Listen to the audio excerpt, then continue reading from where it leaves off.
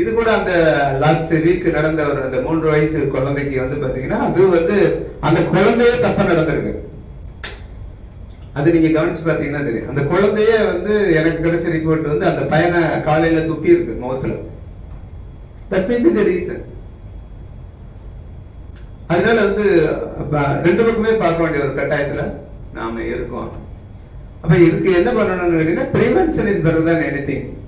கியூரை விட பிரிவென்ஷன். இப்ப நம்ம என்ன பண்ணணும், சென்சிடைஸ் பண்ணணும். இந்த பேரண்ட்ஸ் வந்து சென்சிடைஸ் பண்ணணும் அதிகமா. குழந்தைகளுக்கு இது மாதிரி சொல்லிக் கொடுங்க.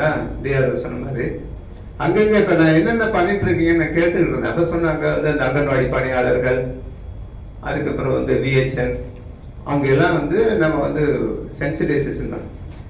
சரி, நம்ம வந்து we have to improve and enhance the sensitization to the வந்து பேரண்ட்ஸ். ஏன்னா குழந்தைகளுக்கு நம்ம போய் டைரக்டா பண்ண முடியாது. குழந்தைகள் நமக்கு நம்மளால டீச் பண்ண முடியாது. அது பேரண்ட்ஸ் தான் டீச் பண்ண முடியும்.